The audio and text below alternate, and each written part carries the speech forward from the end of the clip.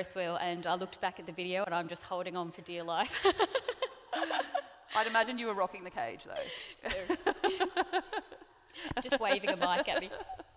All right, awesome. So we've got pay transparency, why we should include it. This one was a spicy one. I feel like it was not even. I feel like there was a lot of people said yes, you should, but there was a lot of people that said no. So interested to know, how you can convince them otherwise. So well, we might start the clock. Go.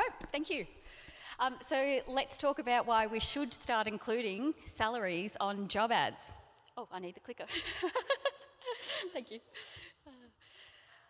So I thought when preparing this, I'd have a little look at the global movement. We've all heard about the pay transparency movement, firstly in the EU. So each nation that makes up the EU, I think there's 49 odd different countries, moving towards more transparency when it comes to pay, when it comes to closing gender pay gaps. It's been a big move. They have a couple of more years before it's in place, but they are going to be very clear that salaries should be more transparent, they should be on job ads, and people and companies should have an understanding of how pay philosophy works. Let's turn to the US. You've probably all seen and heard about this, but at the moment I think it's just above 10 states in the US now have moved legislation forward to again publish salary on job ads. They think this is a key component to reducing the gender pay gaps in the US. In Australia, on home soil, we've all seen this year, for the first time ever, the Workplace Gender Equality Agency published the gender pay gaps for reporting agencies, so any companies with over 100 people, and they are now public and transparent all over Australia. And in 2022 or 23, I think it was, the legislation moved to abolish pay secrecy clauses. So whilst we haven't moved specifically on putting salary on job ads, we can certainly see we're trending that way. Now, we all know this is really hard, and it's hard for a number of reasons, and I'll touch on a few here. The first is that can be really difficult is the org maturity. So whether that's not understanding pay philosophy or not communicating that with your people internally right now, that can make it really hard if you go advertise salaries on job ads because you haven't communicated internally. So it's part of the pay transparency piece as well. The next thing is, if you're recruiting, you may feel locked into a salary range. If you do disclose the range, there's an expectation you'll fall in there, and maybe when you go to market, that actually shifts. The next one is around fewer applicants. Some people think that they may attract less candidates because of that, or they may just fear competitiveness, that, oh gosh, we can't publish it because our competitor will not publish theirs, and therefore they know what we're paying. And then there's the power balance. So companies in Australia, and it's almost being conditioned into our mindsets to not discuss pay or not talk about pay, but we're very much seeing a move away from that. So when the company is holding all the cards, it can lead to outcomes that are adverse for particular groups and minorities within the workplace.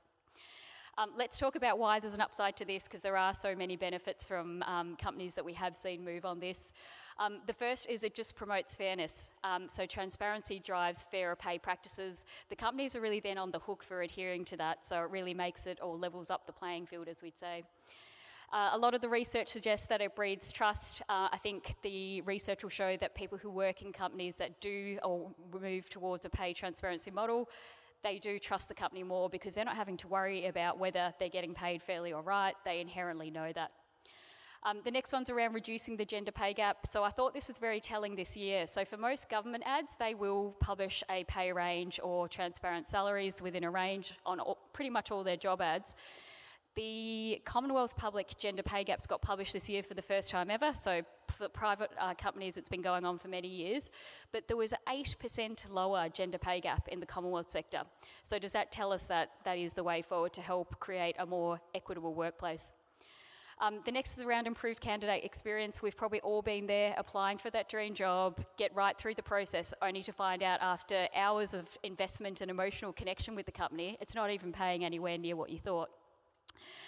The next is around increasing productivity, saves valuable time for all TA because you don't get right to the bitter end and lose the candidate. And the last is around enhancing your employee brand. It's a really important piece of it. I think a lot of companies are now talking about their gender pay gap and pay transparency and philosophy a lot more than what we've seen in the past. Pay transparency helps create equitable workplaces. We've seen it again and again. It also helps level up the ledger when it comes to negotiation. And what the research tells us is that women, unfortunately, don't fare as well when it comes to that. And it's not because women don't negotiate, it's because of the perception and the gender bias or gender norms around that. So it often leads to them not securing the role. Progressive workplaces are going to see value in creating more transparency. It will create a leading candidate experience, and it will break down barriers and create an inclusive playing field for everyone. At the moment, only 33% of job ads list the salary. You can too. Don't be a follower, be a leader. All right. Couple of seconds over, so thank you. All right, time for the quick fire rounds of questions. The pay on job ads is not often the pay that will be offered. Will adding it make a difference, as many of the large corporations have tried and moved away from it? Yeah, I think this is where I say with their pay philosophy, you need to understand and pitch that right, because again, you need to be, that's what transparency is. It's being legitimate in where that is, and things do move, but I think if you have a good REM structure or pay philosophy, you'll be able to put a proper band around that using your data sources that you're using. Awesome. Yeah. What do you do if the population of your employees aren't at the level that you're advertising, and it's going to cause a bit of a rift? Yeah, that is probably one of the most challenging pieces. I say to everyone, you've got to understand your pay equity scenario and have a strategy around how you're going to reduce that. But again, transparency starting internally is always the best step forward. Awesome. And how, I guess, to get to that stage, how do you convince BPs and managers and stuff that they need to just bite the bullet and start being transparent? Yeah, that is the million-dollar question.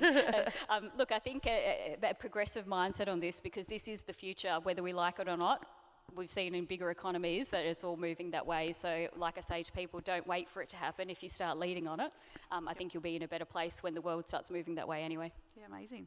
And I guess with the salaries advertised on adverts, how do you convince hiring managers, so not even managers, but hiring managers, that it's a good thing to do? Yeah. I think doing your analysis at the point of hire really helps with that. So I think being able to look at internal relativities, look at the market data, and work out the sweet spot that aligns to your own REM strategy is probably the best way. Okay. And with internals, when the salary's not quite there, is it a communication thing? Is it just get the comms right and then... Yep. There's so many dynamics that impact pay, and internally it's quite different, because there's maybe performance ratings play part of that, maybe it's tenure, etc. So you've really got to understand that and be more transparent with those discussions. Yeah, I love that. Awesome. 3 seconds to go again. Thank you. That was all the questions. Thank you. Thanks so much, Natalie. I'll remember to give this to the next person. So that was really awesome. Okay, so we're going to go to the next speaker, who is Trevor. I think everyone here knows Trevor. Awesome. Father was a professional tennis player. My mother was a professional card player.